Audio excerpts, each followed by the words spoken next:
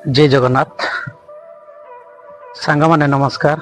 आपण माने देखि पारथो जो ऊपर जो तीन जन अछंती एमाने कि आपण माने जानि छंती ना दिल्ली रो लाल किला विस्फोरण घटना रे अटक थिबा तीन जन डाक्तरंक समेत 4 जन को जातीय तदंतकारी संस्था एनआईए मुक्त करिछि। कारण तदंतकारी माने मुख्य अभियुक्त डाक्तर उमर उन नबींक सहित सेमानंकर कौनसी ठोस लिंक पाई नथिले। अधिकारी माने कहिसंती मुक्त होइथिबा व्यक्ति doctor Rehan, doctor Mohammad, doctor Mustakim एवं सार व्यवसायी दिनेश सिंगला को गत किछि दिन मध्यरे हरियाणार नुहेर गिरफ करा जाइथिला। डाक्तर माने पूर्वरु उमरଙ୍କ सहित जोगाजोगरे भी थिले एवं आतंकवादी कार्यकलाप सहित जड़ित अल फलाह विश्वविद्यालय सहित जड़ित थिले। एनआईए यह मध्य अनुसंधान करिछि जे विस्फोरक पई रासायनिक पदार्थ कौनसी सार व्यवसायी ठारू किणा जाइथिला कि नाही। दिल्ली विस्फोरण घटनार कौनसी लिंक न मिलिबारु 3 डाक्तरंक सहित 4 जन को मुक्त करा जाइछि। 3 दिनर पचरा उचरा परे एनआईए सेमानंकु लालकिलार विस्फोरणर डाक्तर उमर उन नबींक सहित जड़ित कौनसी ठोस प्रमाण पाइला नाही।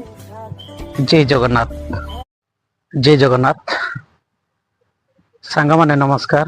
आपण माने देखि पारथो जो ऊपर जो 3 जन अछंती एमाने कि आपण माने जानि छंती ना दिल्ली रो लाल किला विस्फोरण घटना रे अटक थिबा 3 जन डाक्तरंक समेत 4 जन को जातीय तदंतकारी संस्था एनआईए मुक्त करिछि। कारण तदंतकारी माने मुख्य अभियुक्त डाक्तर उमर उन नबींक सहित सेमानंकर कौनसी ठोस लिंक पाई नथिले। अधिकारी माने कहिसंती मुक्त होइथिबा व्यक्ति doctor Rehan, doctor Mohammad, doctor Mustakim एवं सार व्यवसायी दिनेश सिंगला को गत किछि दिन मध्यरे हरियाणार नुहेर गिरफ करा जाइथिला। डाक्तर माने पूर्वरु उमरଙ୍କ सहित जोगाजोगरे भी थिले एवं आतंकवादी कार्यकलाप सहित जड़ित अल फलाह विश्वविद्यालय सहित जड़ित थिले।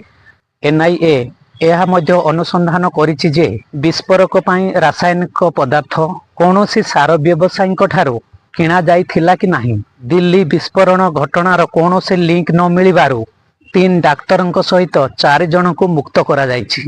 3 दिनर पचरा उचरा परे एनआईए सेमानंकु लालकिलार विस्फोरणर डाक्तर उमर उन नबींक सहित जड़ित कौनसी ठोस प्रमाण पाइला नाही। जय जगन्नाथ।